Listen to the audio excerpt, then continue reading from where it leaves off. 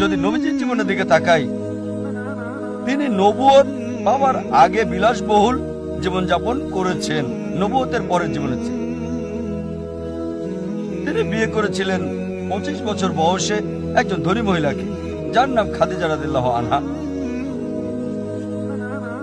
আর নবুয়ত পাওয়ার পরের জীবনটা ছিল তার খুবই কষ্টে। যদি চাইতেন, নবুয়তের পর তার জীবন আরো বিলাসবহুল হতো, যেমনটা এখনকার নবী আর সাধু দাবিকারীদের ক্ষেত্রে দেখা যায়। এছাড়াও অনেক সহিহ হাদিসে আমরা দেখতে পাই, নববীর হাদিস সহ রিয়াদুস সালেহিন 492 নম্বর হাদিস, যে তার একজন স্ত্রী হযরত আয়েশা রাদিয়াল্লাহু আনহা, তিনি বললেন যে এমনও সময় ছিল যখন চুলায় কোনো আগুন জ্বলতো না 1 মাস বা 2 মাসের জন্য। তার মানে এই 1 মাস বা 2 মাস রান্না করার মতো কিছু ছিল না। আর আমরা কিছু খেজুর এবং পানি খেতাম, মাঝে মাঝে প্রতিবেশীদের দেওয়া দুধ। এরকম অনেক উদাহরণ রয়েছে। এমনকি কোরআনের আয়াতও রয়েছে যে তার জীবনটা খুবই সাধারণ ছিল। সব ক্ষমতা থাকার পরও তিনি নেতা ছিলেন, চাইলে আরবের সবচেয়ে বিলাসবহুল জীবনযাপন তিনি করতে পারতেন। এ কারণে কোনো এক সময় আমাদের নবীজির স্ত্রীগণ তখন প্রতিবাদ করলেন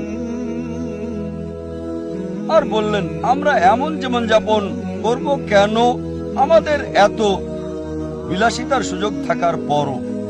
সাথে সাথে আল্লাহ সুবহানাহু ওয়া তাআলা আয়াত নাযিল করলেন সূরা আহজাব অধ্যায় 33 আর 28 ও 29।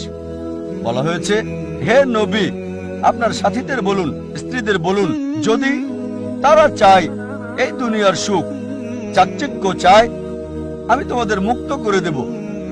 তোমরা তা করতে পারো, আমি তোমাদের অনেক সম্পদ দেব। কিন্তু যদি আখিরাতের জীবন চাও, তাহলে সেটা আখিরাতের তোমাদের দেওয়া হবে। তার মানে তার স্ত্রীগণের আপত্তি, কেন এমন সাধারণ জীবন যাপন করব যেখানে করতে পারি উন্নত জীবন যাপন? সাথে সাথে ওহী নাজিল হলো।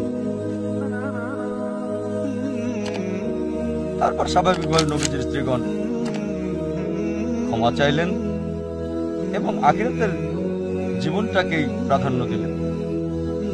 আমরা আরো দেখতে পাই রিয়াদুস সালেহিনের হাদিস নাম্বার 465 ও 466। হযরত বিলাল রাদিয়াল্লাহু আনহু বললেন যে যখনই নবীজি কোনো উপহার গ্রহণ করতেন, কখনোই নিজের জন্য তিনি রাখতেন না, ভবিষ্যতের জন্য রাখতেন না, গরিবদের মাঝে বিলিয়ে দিতেন।